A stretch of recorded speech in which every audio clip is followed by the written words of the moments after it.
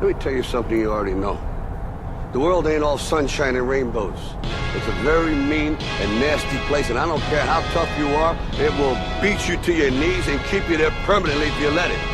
You, me, or nobody is gonna hit as hard as life. But it ain't about how hard you hit. It's about how hard you can get hit and keep moving forward. How much you can take and keep moving forward. That's how winning is done.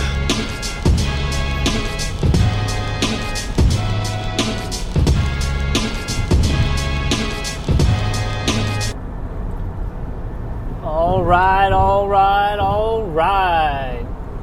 This is the first installment of Is the Juice Worth the Squeeze? It's your boy Rich Airy. We're on the road to Leadville, literally and figuratively. Just pulled out of Wichita, Kansas. Picked up a fresh cold brew at Revere Coffee Roasters. It's important to mention that Wichita is the home of legendary American miler Jim Ryan. Drove past Wichita East High School. Shout out to the Blue Aces. It's Monday morning. We're heading to Leadville, folks. And I've been sitting on this idea for a while. And I'm going to use this medium for a couple of purposes. One is to give you all a little information, keep you in the loop as to how my preparation is going for the Leadville 100. We're now about 9 weeks out, and it's fight camp time. We're heading to Leadville. We're going to get to work.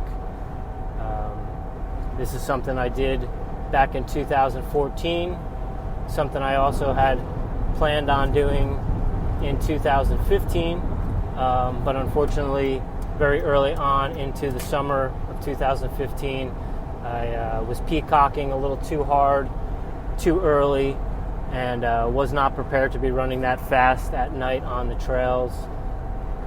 Stepped on a rock the wrong way and ended up breaking my foot, or a Jones fracture. Didn't completely break all the way through, and all my hopes and dreams for 2015 were kind of washed down the drain.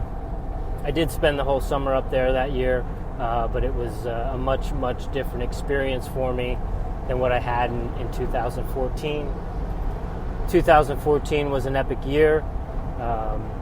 It was intended to be kind of like a last hurrah,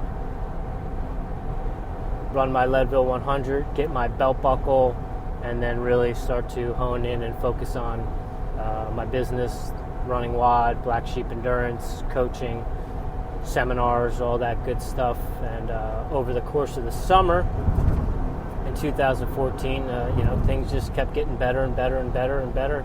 And finished third at the Silver Rush 50 miler about a month out from the Leadville 100. And being up in town all summer, people started to recognize me, take notice, and place their bets, if you will. And there was quite a few people in and around Leadville at that time that were telling me that I had a good shot of being up with the leaders and up front. And my response was, I'm just here to get a belt buckle. And that really was my only intention, my only goal for that summer, was to just go out and run, finish in under 24 hours, and get a belt buckle. And somewhere along the way, that turned itself into a 7th place finish, and all of a sudden things started changing, and thought, you know what, maybe this 100-mile distance is my thing, and being in the mountains is my thing. Rocking and rolling at altitude is something I can do. Climbing is something I'm good at. And all of a sudden, what was supposed to be kind of like a last hurrah turned it into a kickstart, a jump start into thinking and planning for 2015 and getting myself on the podium for that Leadville 100. And like I said, that kind of came crashing down. Jones fracture, and it's been a long road back to getting in shape, getting into racing, and getting back up to Leadville. I opted to defer last year in 2016. Just wasn't really feeling a lot of different things at the time, and thought it would be best to stay in Oklahoma City, and just kind of focus on getting healthy, working with some doctors that I had found, and get healthy and really try to take a run at it in 2017. And here we are. We're on Route 35 heading north. Going to be in Leadville this afternoon, and we're going to get to work.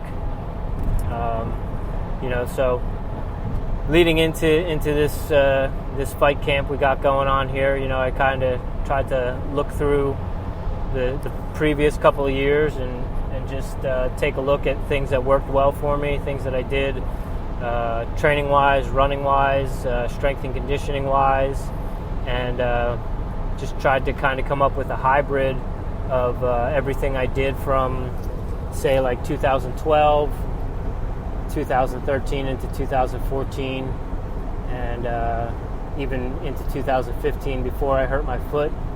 And I just kind of tried to put all those things into a hopper and try to come up with a plan and a strategy to get me to the starting line. As long as I can get to the starting line, I know how to get to the finish line.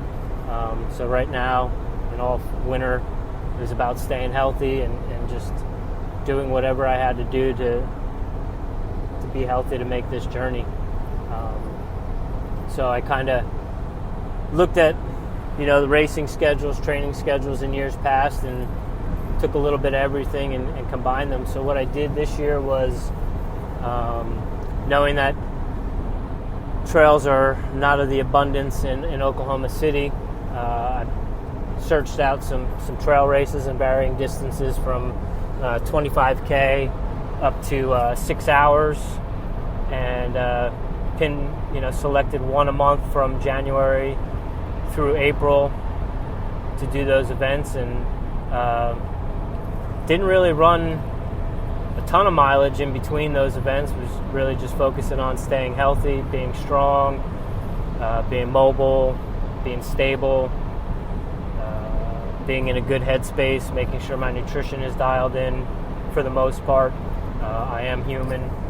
You put a donut in front of me, I'm going to eat it. It's just who I am and what I do. Had some success in those 4 races that I did. Made the podium on each of them, and was really happy with that based off of the amount of mileage that I had been running through the winter. Most of the time it was about 25 to 30 miles a week, but was still able to run 25K and win that. Ran a marathon, finished second. Ran a 6-hour race, and that was a real true test of the soul. Finished third there, and then had another 50K in April up in Stillwater. Finished second there, and that was a much better performance and an effort and mental headspace than what I had a couple weeks prior. Down at that 6-hour race, or up at that 6-hour race in Tulsa. To put it in perspective, for 6 hours on about a just under 4-mile loop, I ran 36 miles in 6 hours, and then a couple weeks later, a little bit better headspace, was able to run a 50K in about 4 hours and 33 minutes, I think it was. So big difference there, about 90 minutes difference in just about 5 or 6 miles there. So really happy with the way things were going mentally and physically. Had a bunch of aches and pains and bumps and bruises, but was able to do some advanced muscle integration technique therapy down in Harrah, Oklahoma. Dr. Kaufman, I believe his name is. I probably should know that. Given him enough money over the last 6 months, but he's did some voodoo magic on me, and miraculously over the last couple weeks here, things are really starting to come into form. And then knowing that I wasn't going to race in May, what I did was once a week I headed out to Mount Scott and did some hill climbs. It's about 1,000 feet of vertical over 2.8 miles on the road, but it's about the best amount of vertical you're going to get here in Oklahoma, close enough to where I live. So ended up working my way up to 4 trips up and down, about almost 25 miles. Legs feel good, body feels good, and we're ready to get to work here once we get into Leadville tonight and get down to it tomorrow, start working. So I'm going to keep you informed of how things are going with the training, where I'm at mentally and physically, how the summer's going, all that good stuff. But then also being in Leadville, in this endurance mecca, in my mind. I know there's some haters out there that don't think too highly of maybe not the town, but definitely of the race itself. It's gotten a lot of flack over the past couple years with their entry practices and all that stuff. But people have been good to me. They've allowed me to defer my entry for 2 years, which I'm very grateful for. I know some other people, some friends that haven't been as fortunate as I am at getting into the race. So I'm very, very blessed and grateful that I've been able to defer for 2 years and ready to get down to work and get after it for the next couple of weeks, get ready for this race. But my other intention with this is, is the juice worth the squeeze is kind of a metaphor for life. You really have to stop and think, is it what I'm doing right now, is it really worth it? Is the juice that I'm getting out of this, is it worth it in the long run? And that goes for, your job, maybe you're going to school, whatever it may be, you got to really stop and think, is what I am doing right now, is it really worth it in the long run? Is the return on my investment worth it? So it's a metaphor for life, but what I really want to do is, over the last 6 years in my travels, I met a lot of really cool people, a lot of great athletes, a lot of awesome coaches, just really amazing, salt of the earth, good people from all walks of life, from all sports, from all avenues. And, a lot of these people have, decided to kind of go against the grain, that don't want to punch into that clock 9 to 5 lifestyle and have, made their own way and made their own path and decided that, I need to make money and I need to survive and I need to put a roof over my head or provide for my family, but I'm going to do it on my terms.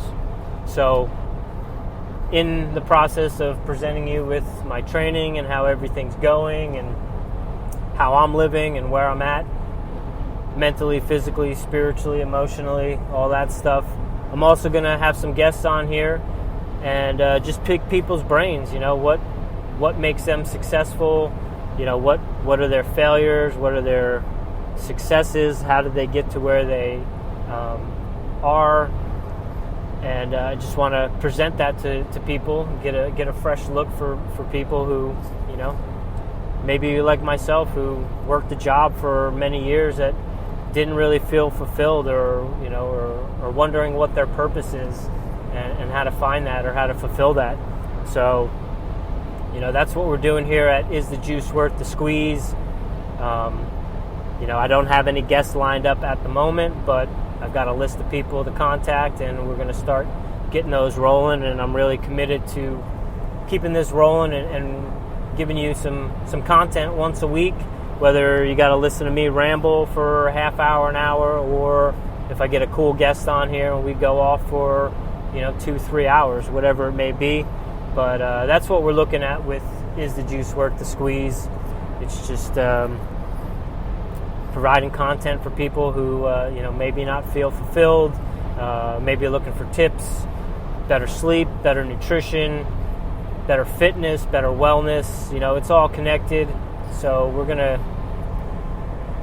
keep it rolling here all through the summer, and hopefully you'll stick around, you'll stay tuned, you'll listen in, you'll give me some feedback, tell me what you like, what you don't like, who you want to hear.